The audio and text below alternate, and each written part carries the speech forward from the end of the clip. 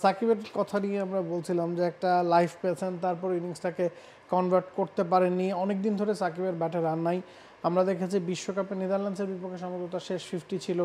এরপর তিনি major league cricket খেলছেন, গ্লোবাল টি20 কানাডা খেলেছেন, পাকিস্তানের বিপক্ষে 3টা ইনিংসে ব্যাটিং করেছেন, সারের হয়ে সামারসেটের এগেনস্টে 2টা ইনিংসে ব্যাটিং করেছেন, 50 কোথাও করতে পারেননি।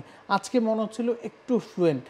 লম্বা সময় আপনি ক্রিকেটটা খেলেছেন এবং হেলমেটের একটা বিষয় নিয়ে আসলে কথা হচ্ছিল যে হেলমেট থেকে এক ধরনের স্ট্র্যাপ তিনি ব্যবহার করছেন, আজকে আবার দেখা গেছে সেটা জার্সি থেকে ব্যবহার করা হচ্ছে। ওভারঅল সাকিবের ব্যাটিং নিয়ে যদি বলতে বলি, কি মনে হচ্ছে, কতটা স্বাচ্ছন্দ্য তো তিনি নহনি, কতটা অস্বাচ্ছন্দ্যে রয়েছেন?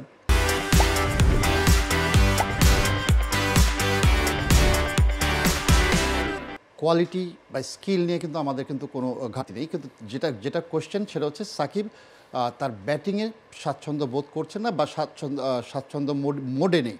তো সেখানে তিনি স্ট্রাগল করছেন, অবশ্যই রান করার জন্য তিনি চেষ্টা করে যাচ্ছেন, বাট কিন্তু হচ্ছে না।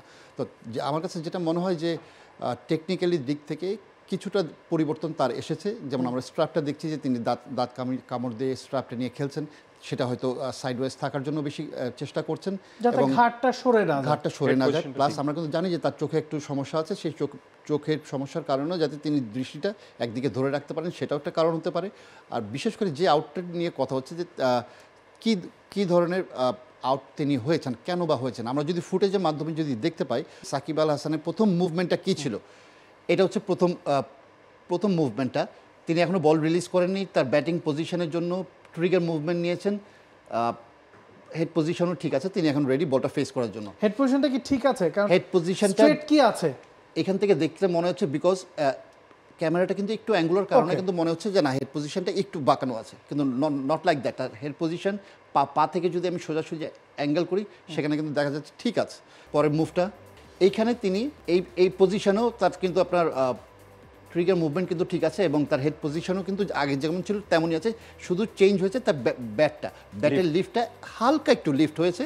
এবং বলটা কিন্তু আপনি খেয়াল রাখতে হবে, তিনি কিন্তু যে বলটি করছেন অ্যাঙ্গেল একটা ক্রিয়েট করছেন, অ্যাঙ্গেল ক্রিয়েট করে this is not an off spin ball, this is side spin ball. তাকে সাইড স্পিন বল অ্যাটাক করা হচ্ছে কিন্তু লেগ মিডল থেকে, এই জিনিসটা খেয়াল রাখবেন।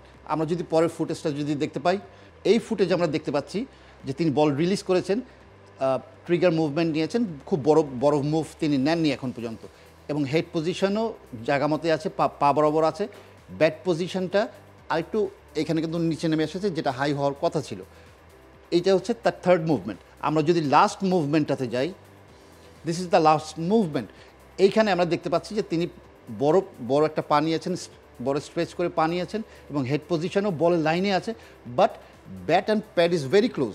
Bat and pad very close থাকার কারণে বলটা কিন্তু ব্যাটের ইনসাইড এজ হয়ে কিন্তু তখন প্যাডে কিন্তু লাগে। যদি বলটা এইখান থেকে যদি ব্যাটসম্যান যদি ব্যাটটার সামনে থাকতো, might be there is a very less chance to get out. তো এই ধরনের বলের সাইড যখন স্লাইডার যখন বল হয়, তো এই বলগুলোতে সবসময় ব্যাটসম্যান কিন্তু মাথা সামনে রেখে পা থেকে মাথা সামনে রেখে ব্যাটটা যদি পায়ের সামনে থাকে, তো আউট হওয়ার চান্স ইটস ভেরি লেস। তো সাকিবের ক্ষেত্রেও ঠিক সেটাই হয়েছে, ব্যাট ক্লোজ থাকার কারণে বলটি ইনসাইড এজে লেগে ফরওয়ার্ড শট লেগে আউট। একেবারে প্রি প্ল্যান্ড বোলিং আপনি এটাকে বলতে পারেন। কারণটা হলো যে এটা ছিল আজকের দিনে আপনার অশ্বিনার প্রথম ওভারের চতুর্থ বল, এবং তিনি কিন্তু প্রথম বল থেকেই তার আপনার ফিল্ডিং সেট আপটা একটু চেঞ্জ করেছিলেন। আপনি সিলি পয়েন্টে নিয়ে এসেছিলেন জয়সওয়ালকে, এবং ঠিক যেই জায়গাটায় আপনি উইকেটটা পাওয়ার জন্য বা ক্যাচ যাওয়ার জন্য খুব বেশি সময় কিন্তু নেননি। সো একদম পুরোপুরি প্রি প্ল্যান করে তাকে আউট করেছেন অশ্বিন আজকে। For more updates, subscribe to our YouTube channel and click on the bell icon. Follow us on Facebook and Instagram. Download T-Sports app to enjoy exciting games and highlights. Visit tsports.com.